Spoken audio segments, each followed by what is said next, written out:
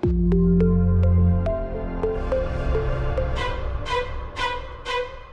and welcome to the spooky edition of a Meetings Today podcast. I'm Logan Pratt, digital content coordinator for Meetings Today. And I'm Taylor Smith, content developer, destinations and features for Meetings Today.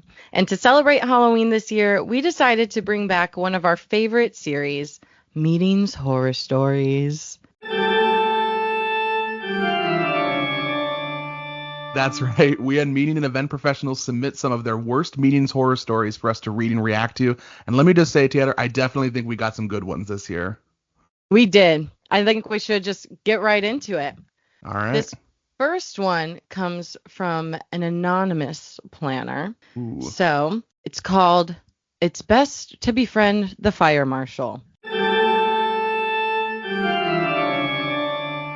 This planner was doing a launch for a prominent new brand that was about to release new locations. The kitchen at the venue, due to some last-minute construction, ended up being too small for all the chefs to service the food prep that was needed. We asked the owner of the parking lot across the street if she and her team could use their lot for additional kitchen space. They said sure, but there's only one way in and out. We really needed the space, she said, so they asked him if they could hire a welder to cut his iron fence open just for the night so that they had better access, which I don't know about you, Logan, but if someone came up to me and was like, can I cut a hole in your fence with a welder? I'd be like, that's a pretty crazy request. It is kind of a big request, but meeting planners find a solution for everything, I think. Exactly. They promised that the welder would solder it back up after the event, and they paid for it. And if they returned it the same way the next day, this guy who owns the parking lot would be okay with that. Yeah, so Yahtzee, crisis averted, step one complete. But then they had another problem with the local fire marshal this time about having enough space on the street for fire vehicles, which we all know that's important. We gotta take care of that. Exactly. They were going back and forth about where the distance started and ended for the fire lane. Was it at the curb? Was it at the sewer line? Where was it? They thought the fire marshal was going to shut them down because they didn't have it worked out until the morning of the event, which I also feel like is kind of, there's something happening in events all the time. Something always happens last minute. Always. But they ended up agreeing on a start and end point that complied with the city ordinances for fire codes and fire lanes. Another crisis averted. The day of the event, the guests arrive, the music is great, all the activations are going well, and then this anonymous planner gets a call on her walkie-talkie to meet with one of the security guards.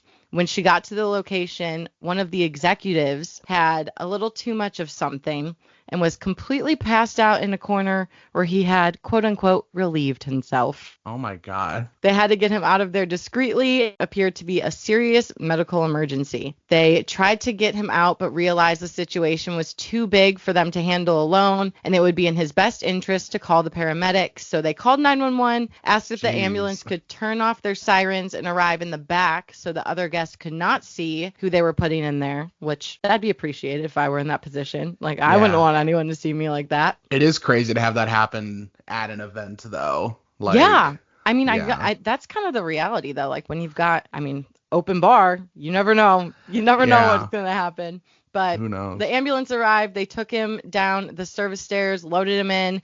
And later that night, when the fire marshal stopped by to check on the event, this planner had to eat crow and thank him for being so diligent with the curb lane versus sewer line location because the ambulance fit perfectly in the lane, thankfully. Mostly no one at the event knew what happened, and they got the exec to the hospital safely. When he came to, he realized, he was totally fine, just dehydrated and had a little too much to drink. We've all been there. Open bar. Mm-hmm. Yeah. The rest of the event went off without a hitch. The moral of the story, though, be ready for everything. If you run out of space, look for an open parking lot, and don't be afraid to creatively cut that thing open, and always listen to the fire marshal. That is such a crazy story. Like, can you imagine, doing an event and you almost didn't have that ready for an emergency? You think it's never going to happen, and then the one event that you don't do it, it's definitely going to happen. Yep. So. And of course, like the one event that gives you problems with it, and like you get to the point where you're like, whatever, just leave it as is. Like, that would be the one event for me where everything would just mess up, and I probably should have taken care of it. I feel like I could not handle the responsibilities that a meeting planner has. It's crazy, and that's just the first story, Taylor, because we have so many other ones that I know. are somewhat in the same vein. So this next one comes to us from our own Tyler Davidson, VP and Chief Content Director here at Meetings Today, and this one's entitled "Too Much on the Throne." I have a feel like it might be a similar story to what we would turn. So Tyler says, this is one from NPIWC years ago. The final night social event was going swimmingly. Everyone was having so much fun networking, having a toast or two, or maybe a toast or 5 or 6. This became apparent when there was a commotion in the men's room, as it seemed someone was in the stall and hadn't come out for some time. I've been in an experience like that. Not the one in the stall, but I've seen feet from under the stall, and that's never a good sign. No, yeah. You never want to, be in there for too long, but especially at an event. Concerned bathroom goers finally decided to abandon any ideas of privacy to see if the person inside was okay. I feel like there's a certain point where, yeah, if it's been like an hour. You got to break the door down. You got to break the door down. No time in the bathroom should take nearly that long. Turns out it wasn't a man at all, though, but a female attendee passed out on the throne. Oh, the attendees. my. I know. Not only is she passed out on the throne, but she's in the wrong bathroom. Dude, that's crazy. The attendees alerted security, who thought the best idea was to call for an ambulance to take the person for help. And now, while overconsumption of alcohol is no laughing matter, and especially when it involves losing consciousness, which is very scary. Very. When he returned from the event and told his publisher at the time about it, the expression on his face remained stoic. He simply said, planner or supplier. I feel like that's the question, right? Yeah. That's always that's how it starts, planner, supplier. Yeah. It sounds like MPIWC back in the day was just an absolute wild experience. Yeah. You'll have to tell us if they've had similar experiences at any recent industry events, but it sounds like this was a bygone era of we'll see. Of or people events. Are just better at keeping secrets now. That's true. People are more discreet. This next story that we have is a little different. Not alcohol related this time. No drugs or alcohol in this one? No. This one is called Tropical Tree Troubles. And it was submitted by Michael Owen, managing partner at Eventuity. So Michael was in charge of a high-profile event at a luxury beachfront hotel that had spent millions renovating its interior and outdoor spaces, including a massive pool, beach access, restaurants, bars. Sounds like the kind of place I want to be right now. Exactly. The occasion was multifold. In addition to the hotel's grand reopening, there was the anniversary of the locale, a fundraising element, and the North American debut of a world-famous fashion designer's new line. Add fireworks from a barge off the beach. To quote Ron Burgundy, it was kind of a big deal. I'll say. So Michael and his team were contracted to provide a big-name celebrity concert and deliver a first-class event and main stage production. Lighting, sound, stage, the whole shebang.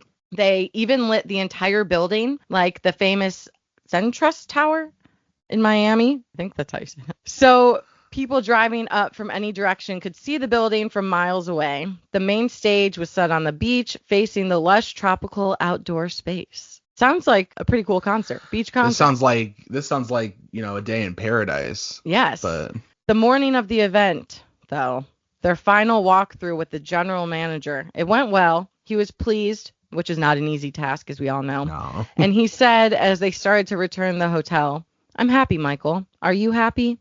Michael said, "Yes, except for one thing. The crew has planted a row of palm trees directly in front of the stage." Dude.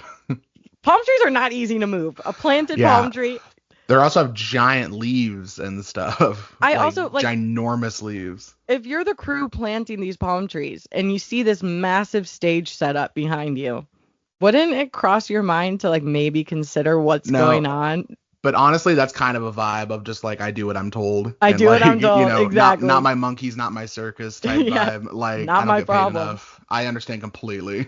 Yep. So Michael says this. The general manager, he goes pale in the face. He summons his landscaping manager and he asks, "Who ordered this?" "You did, sir." the landscaping manager replied. So the general manager then asked how Michael and his team were planning to deal with this. Michael says, "You just planted the trees yesterday afternoon, so I suggest you dig them up, place them on the beach, and replant them in the morning." So that's what they did. No other solution, right? Yeah. The event ended up being a massive success for all the stakeholders and brought a sigh of relief from his hotel contact, still a dear friend of his. And it made the news the following day with tons of photos of A-list actors and musicians, sports celebrities, and local glitterati. Michael was asked if he had a chance to meet any of the celebrities. His response was, "Heck no.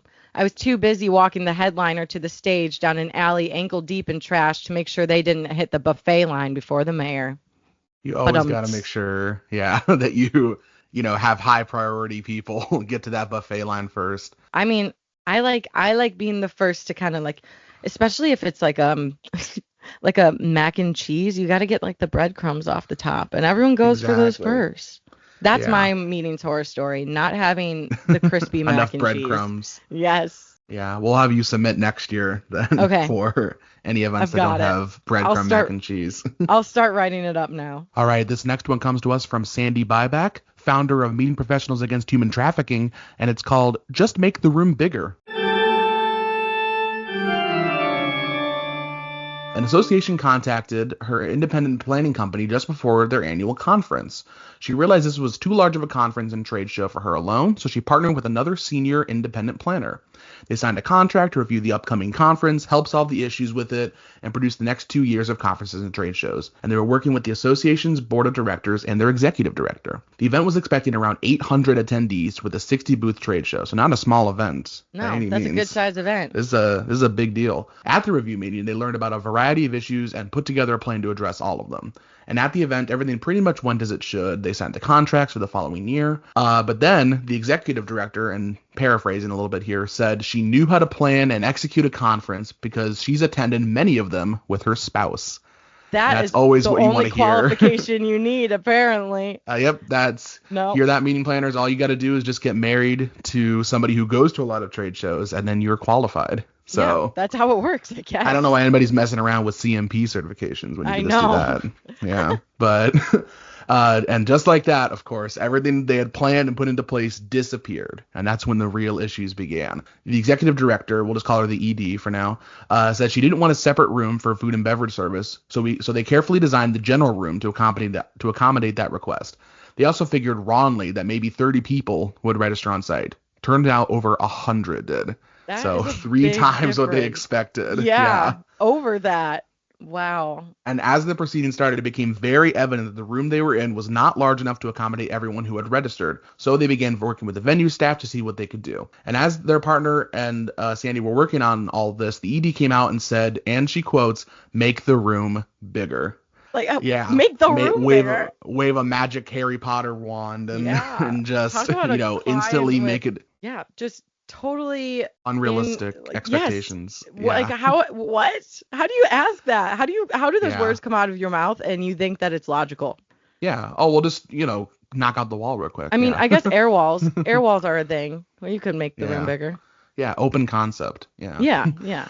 And they all just looked at each other, but instead of getting snarky or getting angry, they simply told her that they were working on a plan, which, hats off to you for not, that's the meeting planner. That's the meeting planner approach. Exactly. So what did they do? They decided to have an early break where they served coffee and cookies and set up a small table and chairs in the lobby to accommodate as many people as they could. And the host hotel was able to get them extra rooms at the hotel next door, and the attendees that had to go there got 2 free drinks. So sold. I've forgotten all my problems. Exactly. Forgot about anything that went wrong at the event. I'm happy now. Thank you. Right. And then at the final meeting, they were told that their contract would not be renewed. But honestly, they were not going after it anyways, because the executive director was now going to do it herself with the in-house admin. So that very qualified meeting planner that we've discovered. I think we'll need a follow-up story for anybody who's familiar with this to see how the event worked out that next year. I'd be interested, honestly. That's wild. Yeah, I feel it's always fun when somebody thinks they can do your job better than you. Yeah. One more? I think we have time for one more. This one might be my favorite. This one I think this one is so funny. So and it has like a happy ending, right? So this story is called A Not So Lil Disappointment.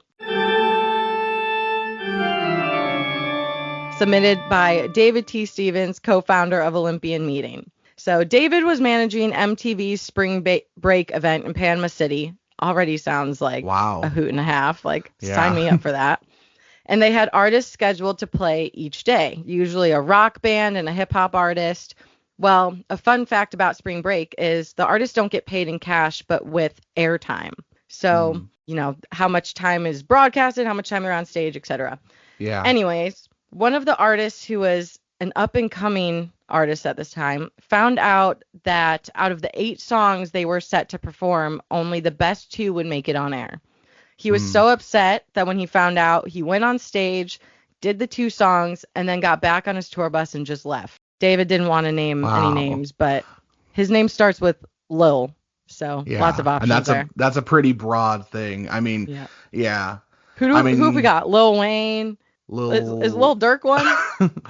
I don't know. I don't know any rappers, man. Like. Oh, come on. Look, I don't know. But I know Lil's popular. That's a big one. It's a very popular prefix to a rap name. Yeah. I'm Lil. Oh, there is a Lil Tay, actually. There's a Lil Tay. It's not me, but it's okay. So anyways, this artist leaves after 2 songs. He's scheduled to perform 8. They've got like a big opening there. So they had to scramble. 6 songs of airtime. Yeah.